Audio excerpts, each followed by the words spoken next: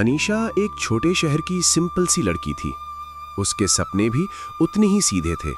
खुश रहना, अपने माँ बाप का नाम रोशन करना और एक अच्छा सा परिवार बसाना।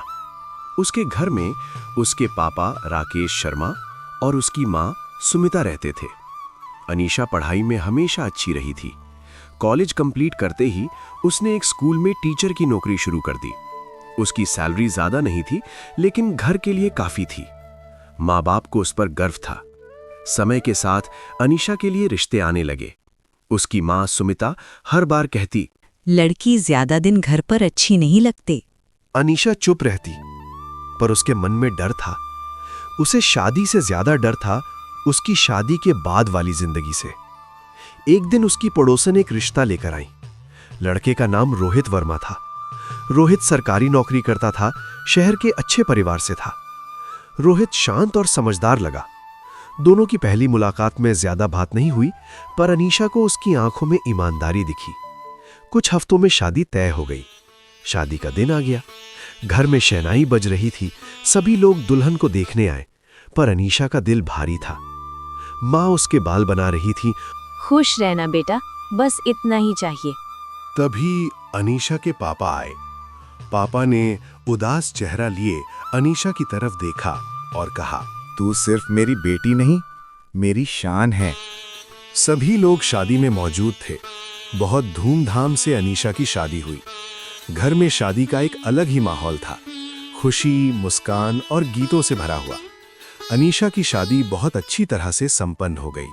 शादी के बाद अनीशा ससुराल आ गई। नया घर, नए लोग, नई जिम्मेदारियां।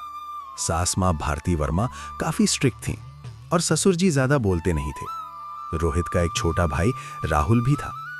शुरू के कुछ दिन सब ठीक रहा, पर धीरे धीरे अनीशा पर जिम्मेदारियों का बोझ बढ़ने लगा। सुबह से रात तक काम, फिर भी सास माँ की शिकायतें खत्म नहीं होती। कल सुबह उठकर सबसे पहले खाना बनाना होगा, उसके बाद घर साफ करना और शाम को बाजार से सामान लेकर आना। अनीशा चुपचाप सुनती और बिना शिकायत काम करती। रोहित ऑफिस से थका हुआ आता और ज्यादा बोलता नहीं। अनीशा अपना दर्द चुपचाप पी जाती। एक दिन अनीशा बीमार हो गई, फिर भी उसे सारा दिन काम करना पड़ा। रात को चुप चुप कर वो रोती रही। अगले दिन उसने रोहित से सब कह दिया। थोड़ा वक्त दो, सब ठीक हो जाएगा। अनीशा ने भरोसा किया। समय के साथ अनीशा ने अपनी जगह बनाना शुरू की। उसने सबको प्यार से समझाया, जिम्मेदारी निभाई और अपनी इज्जत भी बनाए रखी। उसकी मेहनत धीरे धीरे रंग लाने लगी। एक दिन सास माँ बीमार पड़ गई। अनीशा ने दिन रात उनकी सेवा की। तब ससुर जी कमल जी को समझ आया कि अनीशा सिर्फ बहू नहीं, घर की बेटी है। उन्होंने अनीशा को कहा, मुझसे गलती हो गई बेटा, मुझे माफ कर दो। अनीशा की आंखों में आंसू आ गए, लेकिन इस बार वो खुशी के थे। रोहित भी बदलने लगा।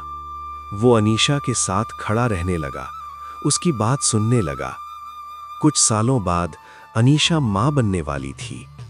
घर में खुशियां लौट आईं। अनीशा ने सोचा, शादी सिर्फ रिश्तों का बंधन नहीं होती, बल्कि समझने, संभलने और साथ चलने का सफर होती है। आज अनीशा सिर्फ एक बहू नहीं, बल्कि एक मजबूत, समझदार औरत बन चुकी थी। इस कहानी से हमें ये सीख मिलती है कि शादी सिर्फ एक दिन का बंधन नहीं, बल्कि भरोसे, समर्पण और खुद की पहचान को बचाए रखने का सफर है।